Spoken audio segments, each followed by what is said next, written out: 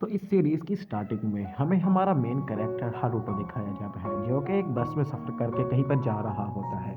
वो बस जा ही रही होती है कि उनका एक्सीडेंट एक ट्रेन के साथ हो जाता है और उस ट्रेन के साथ भिड़ने की वजह से वो बस डिस्ट्रॉय हो जाती है और हारुतो की वहीं पर मौत हो जाती है। लेकिन हारुतो जैसे ही मरता है, वो एक और जगह जिसका नाम बेल्जियम किंगडम है, वहाँ पर रीइन्कार्नेट हो जाता है और वो 991 एरा में पैदा हुआ था और उसमें इस दुनिया का नाम उसमें रियो था और वो काफ़ी ज़्यादा हैरान था कि वो तो मर चुका था, लेकिन वो अभी भी ज़िंदा कैसे है? लेकिन मरने के बावजूद उसको अपनी पिछली याद याद थी कि वो एक लड़की को कह रहा था कि मैं तुमसे बड़ा होकर शादी करूँगा और इसीलिए मैं ये गाँव छोड़कर जा रहा हूँ कि मैं बहुत ज़्यादा पढ़ाई कर कर नौकरी करूँगा और शादी के बाद हम सुकून वाली ज़िंदगी गुज़ारेंगे। इसीलिए मुझे यहाँ से जाना होगा और वो यहाँ से जाने लगता है। दरअसल ये रियो की पिछली यादें थी जो कि हारुतो के फॉर्म में थी और हारुतो और रियो एक ही पर्सन है, तो आप लोग कंफ्यूज मत होना। इधर हारुतो काफ़ी ज़्यादा परेशान था कि ये आखिर हुआ क्या है। उसके ज़हन में काफ़ी ज़्यादा ख़यालात आ रहे थे और वो उठकर इस घर को एक्सप्लोर करने लगता है। उसको कुछ सवालों के कोई जवाब देता, लेकिन उससे पहले ही वहाँ पर कुछ आदमी अंदर दाखिल हो जाते हैं और उसे बताते हैं कि बुखार की वजह से वो 3 दिनों से बेहोश पड़ा हुआ था और उन्होंने तो उसके बचने की उम्मीद भी छोड़ दी थी।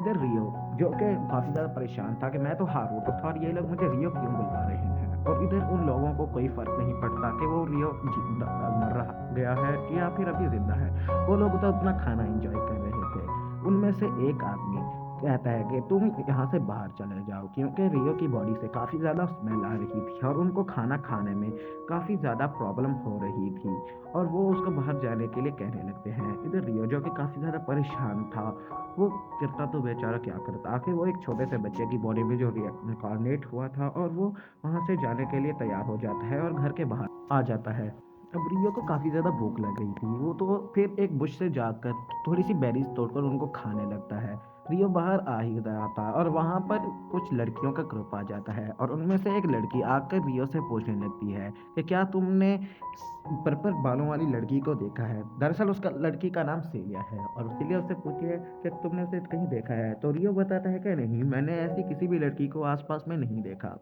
रियो का जवाब सुनने के बाद तो वो उसका यकीन नहीं करती और अपनी पावर्स का इस्तेमाल करते हुए वहाँ पर कोई फ़ॉर्मेशन वग़ैरह बनाने लगती है और उस फ़ॉर्मेशन से पता लगता है कि उस वहाँ पर कोई भी पर्पल बालों वाली लड़की मौजूद नहीं है। तो वो बताती है कि रियो के अंदर काफ़ी ज़्यादा पावरफुल एक स्पिरिट है और अगर इसको सही तरह से ट्रेन किया जाए तो आगे जाकर रियो बहुत ही ज़्यादा पावरफुल मैजिशियन बन सकता है। और ये सोचते हुए वो वहाँ से जाने लगती हैं और रियो को उनके सवालात के जवाबात देने की वजह से वो रियो को कुछ सिल्वर कॉइन्स की एक पोल्ट्री भी दे जाते हैं और उसको खोलने के बाद रियो काफ़ी ज़्यादा खुश हो जाता है और उन सिल्वर कॉइन्स को लेते हुए वापस अपने घर के अंदर चला जाता है। रियो अपने घर के अंदर आता है तो उसके ऊपर फ़ौरन कोई अननोन पर्सन अटैक कर देता है। रियो बार-बार उसके अटैक से बचता है और वो आदमी आगे आकर रियो को मारने के लिए कोशिश करने लगता है। दरअसल रियो उसके अटैक से बच पाया क्योंकि उसके पास वो सिल्वर कॉइन्स थे और वो उसका अटैक जाकर सीधा सिल्वर कॉइन्स पे लगा था। अब वो आदमी आगे बढ़ता है और रियो के ऊपर दोबारा से अटैक करने की कोशिश करता है, जिसकी वजह से रियो के सिल्वर कॉइन्स भी नीचे गिर जाते हैं। अब रियो के पास बचने का कोई ज़्यादा चारा नहीं था, इसलिए वो दीवार के पास जाने लगता है और वो उस आदमी से बच ही रहा था और वो आदमी काफ़ी ज़्यादा खतरनाक होके अपनी पावर्स का इस्तेमाल करते हुए रियो पे अटैक करता है और रियो भी उसको डॉज कर लेता है अपनी स्पिरिट की मदद से। लेकिन अब रियो के पास बढ़ने का कोई और दूसरा रास्ता नहीं होता। वो रियो पे अटैक करता है, लेकिन वहाँ पर एक काफ़ी ज़्यादा पावरफुल स्पिरिट आकर रियो को बचा लेती है। उस स्पिरिट रियो के पास आती है और उसे बताती है कि मैं तुम्हें पावर इस्तेमाल करने के ये सिखा रही हूँ और फ्यूचर में मैं दोबारा तुमसे मिलूँगी और तुम्हारे हर सवाल का जवाब दूँगी। लेकिन अभी ज़रूरी ये है कि तुम मैजिकल पावर इस्तेमाल करना सीख जाओ और इस असैसियन को हरा दो और अपनी जान बचा लो। इसके बाद रियो पावर्स इस्तेमाल करना सीख जाता है और कुछ ही मिनटों में उस असैसियन की हड्डी पसली एक करके उसे हरा देता है और उसको दूर पटक देता है। इधर रियो एक बोरी में देखता है हलचल को और उस हलचल को नोटिस करने के बाद वो उस बोरी के पास जाता है और उस बोरी के पास जाने के बाद वो उसको खोलता है और वहाँ उस बोरी में से एक पर्पल बालों वाली लड़की निकलती है। रियो को वो कहती है कि प्लीज़ मेरी मदद करो और मुझे छुड़ाओ, इन रस्सियों से मुझे आज़ाद करो। मैं यहाँ से किडनैप हो चुकी हूँ और प्लीज़ मेरी मदद करो, मुझे दोबारा से मेरे घर ले जाओ। रियो भी मेरे ज़्यादा परेशान हो जाता है और उससे समझ आता है कि उस असैसियन ने इस पर्पल बारी वाली लड़की को किडनैप करके मेरे ही घर के अंदर छुपा रखा था। और वो उस बेचारी प्रिंसेस इधर उधर देखकर जब वो लाशों को देखती है तो वो बेहोश हो जाती है। इधर रियो उसको लेकर सीलिया के पास जाने लगता है, लेकिन वहां पर गड़बड़ हो जाती है क्योंकि सीलिया और उसके साथी समझते हैं कि रियो ने ही उस लड़की को किडनैप किया था और वो आकर उससे पूछताछ करने लगती हैं कि तुमने इसे किडनैप क्यों किया था। दरअसल वो समझ रही थी कि रियो से हमने पूछताछ की तो ये जाकर पर्पल बारी वाली लड़कियों को दोबारा से छुपाने के लिए किसी और जगह पर जा रहा था ताकि हमें इसका पता ना लग पाए और हमें ये लड़की दोबारा से ना मिल पाए। इसीलिए वो पूछताछ के लिए रियो को किंगडम में लेकर जाती है और किंगडम के पैलेस में आने के बाद रियो से पूछताछ स्टार्ट हो जाती है। और इधर वाइस कमांडर रियो को पूछताछ करने लगता है। उसका नाम चार्लिस होता है और वो रियो से पूछ रहा होता है कि सच सच बता दो, तुमने आखिर हमारी प्रिंसेस को किडनैप क्यों किया था। रियो कहता है कि मैंने कोई भी किडनैपिंग नहीं की। इधर वो उसकी बात नहीं मानते तो वो रियो को तड़पाने लगते हैं और उसको टॉर्चर करके सच उलझाने की कोशिश करने लगते हैं। इधर वो लड़की जो कि एक बेड पे लेटी हुई थी उसको होश आता है और हमें पता लगता है कि ये बेल्जियम किंगडम की सेकंड प्रिंसेस है और कुछ टाइम पहले वहाँ के दूसरे राजा ने उसको किडनैप करवा लिया था और उसको किडनैप करवा के वो मारना चाहता था। जब ये लड़की, इसका नाम फ्लोरा है और ये फ्लोरा पूछती है कि वो लड़का कहाँ है जिसने मेरी मदद की थी, तो वो बताती हैं कि उस लड़के की पूछताछ रॉयल गार्ड्स कर रहे हैं ताकि पता चल सके कि उसने आपकी किडनैपिंग की थी या फिर नहीं की थी। फ्लोरा कहती है कि उसने मेरे कोई किडनैपिंग नहीं की, दरअसल उसने तो मेरी मदद की है और उसने मुझे बचाया है और उस किडनैपर्स को मारकर उसने मेरी जान बचाई है। इसलिए मैं नहीं चाहती कि मेरी वजह से या फिर रॉयल गार्ड्स की वजह से जिसने मेरी जान बचाई है उसको कोई भी तकलीफ हो। तो मैं चाहती हूँ जाकर तुम जल्दी से रॉयल गार्ड्स को रोको और उसकी पूछताछ बंद करवाओ। रियो की हालत पता लगने के बाद फ्लोरा रॉयल गार्ड्स के पास जाने के लिए कहती है और वो और उसकी असिस्टेंट रॉयल गार्ड के पास आने लगती हैं। और इधर पता चलता है कि रॉयल गार्ड्स पूछताछ के बहाने सिर्फ रियो को मार रहे थे और उसको टॉर्चर ही कर रहे थे। फ्लोरा वहां पर आ जाती है और वो रॉयल गार्ड्स को रियो को छोड़ने के लिए ऑर्डर दे देती है।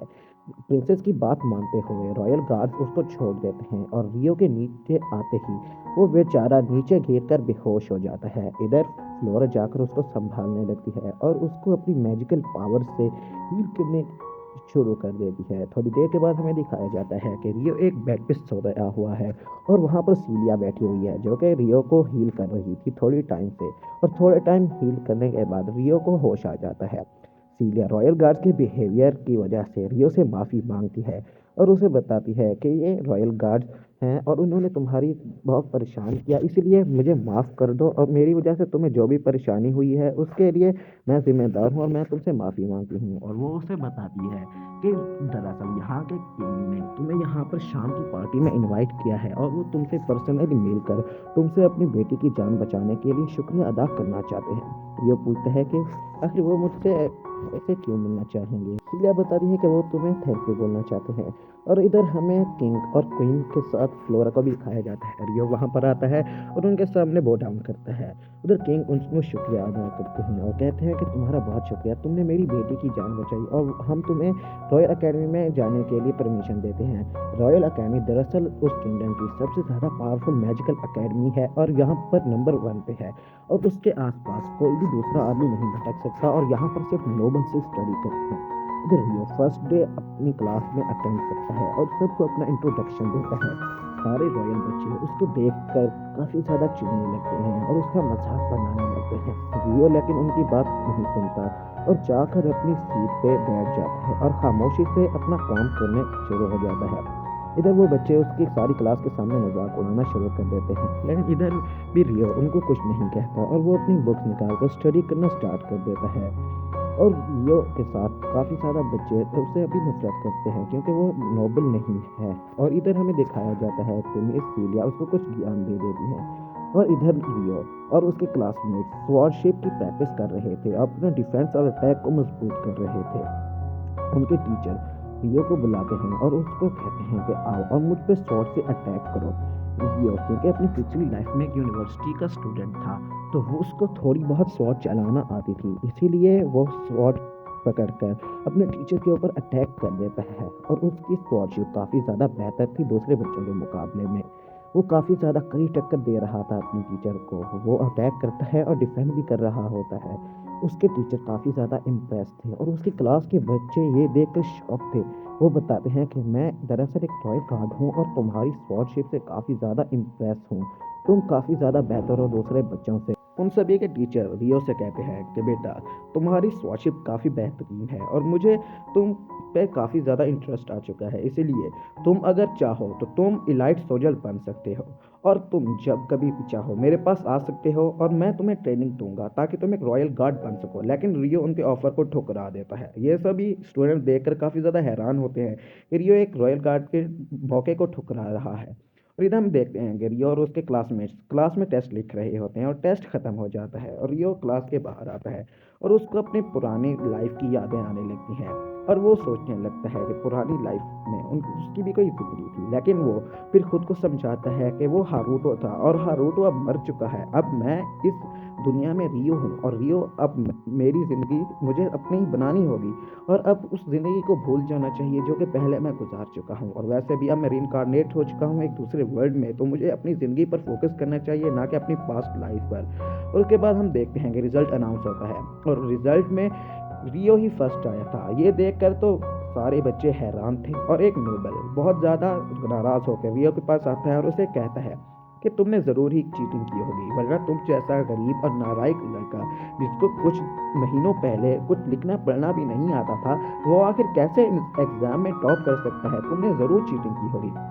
लेकिन सेलिस उसके डिफेंड में कहती है कि अगर तुम्हारे पास कोई प्रूफ है तो तुम दे दो। लेकिन वो लड़का चिढ़ के वहाँ से चला जाता है और रियो सेलिस का शुक्रिया अदा करता है और उसको कहता है कि थैंक यू, तुमने मेरी इससे जान छुड़ा दी। और हमें पता लगता है कि कुछ टाइम बाद वो दोनों फिर से ऐसे झगड़ रहे थे और अब भी सेलिस आकर उनको झगड़ा बंद करवा देती है और रियो उसको बता रहा होता है कि वो ऐसे चलता है मुझसे, तो उसको छोड़ दो। इसके बाद हमें आज से 5 साल का सीन दिखाया जाता है जहाँ पर ये बच्चे काफ़ी ज़्यादा बड़े हो चुके थे। अब हमें पता लगता है कि यहाँ पर एक लाइट कंपटीशन होने वाला है और उसके लिए 3 बच्चों को चुना जाएगा, जिसमें से एक गरुड़ा, एक स्टीवर और एक रियो होगा। और रियो और ये सब बच्चे काफ़ी ज़्यादा पुरजोश होते हैं अपने इस टूर्नामेंट के लिए। हमें इधर पता चलता है ये एक फ़ाइट टूर्नामेंट है और इधर फाइट के लिए चार्ल्स आया था जिसने रियो को प्रिंसेस के किडनैप करने के इल्ज़ाम में काफ़ी ज़्यादा मारा था और रियो भी उससे बदला लेने के लिए तैयार था। रियो को बेवजह टॉर्चर करने की वजह से चार्ल्स को उसकी पोजीशन से डिमोट कर दिया जाता है और अब वो वॉइस कमांडेंट नहीं रहता उस आर्मी का। इधर वो रियो पर देखते ही काफ़ी ज़्यादा भड़क जाता है और उसके ऊपर जानलेवा हमले करने के लिए तैयार हो जाता है और फौरन रेफरी के कहते ही वो उसके ऊपर जानलेवा हमला कर देता है। लेकिन रियो उसका डट के मुकाबला करता है और उसको धूल चटाने लगता है क्योंकि रियो काफ़ी ज़्यादा प्रैक्टिस कर चुका था और वो उसको कड़ी टक्कर दे रहा था। इधर चार्ल्स कुछ नहीं कर पाता और वो रियो से हार जाता है। रियो से हारने की वजह से वो रेफरी के पास जाने लगता है और रेफरी से कहता है कि क्या तुम मुझे एक और मौका दे दोगे। लेकिन रेफरी इसकी बेवकूफ़ी सुनकर उसको वहाँ से धक्के निकाल कर बाहर निकाल देता है और रियो जो कि काफ़ी ज़्यादा गुस्सा हो चुका था वो भी वहाँ से जाने लगता है। और वहाँ पर मैचेस और भी होते हैं और उनके क्लासमेट्स काफ़ी ज़्यादा मैचेस करने के बाद अपनी अलग जगह पे बैठे हुए होते हैं और यहीं पर ये इनका मैच ख़त्म हो जाता है और हमें दिखाया जाता है कि उनके क्लासमेट्स को एक टास्क मिला था जो कि फॉरेस्ट में जाकर कुछ मॉन्स्टर से मुकाबला करना था और वो वहाँ पर जाने के लिए एक मैप उठाए हुए होते हैं और सारे बच्चे तैयार होते हैं और उन्होंने अपनी पैकिंग भी कर ली होती है। इधर वो जंगल में जा रहे होते हैं लेकिन जंगल में जाते जाते वो अपना रास्ता भटक जाते हैं और एक खाई के पास पहुँच जाते हैं। खाई के पास पहुँचते ही वो परेशान हो जाते हैं कि ये हम किस रास्ते पे आ चुके हैं। लेकिन वहाँ पर पीछे से उनसे के ऊपर अटैक हो जाता है और अटैक करने के बाद जब पीछे देखते हैं तो वहाँ पर काफ़ी ज़्यादा मॉन्स्टर्स थे और वहाँ पर स्टीवर जो कि वहाँ पर फाइट करने के लिए तैयार था वो इंजर्ड हो जाता है और इंजर्ड होने के साथ वो प्रिंसेस फ्लोरा को गलती से खाई में धक्का दे देता है। खाई में गिरने की वजह से प्रिंसेस फ्लोरा काफ़ी ज़्यादा परेशान हो जाती हैं और इधर अपनी पावर का इस्तेमाल करते हुए यो भी खाई के नीचे छलांग लगा देता है और प्रिंसेस को अपनी पावर से बचाने लगता है। ये हमारा पार्ट यहीं पे एंड होता है। तो इसकी नेक्स्ट स्टोरी हम अगले पार्ट में कवर करेंगे। और अगर आपको ये एपिसोड पसंद आए तो चैनल को सब्सक्राइब कर लेना और वीडियो को लाइक करके अपने दोस्तों के साथ शेयर कर देना।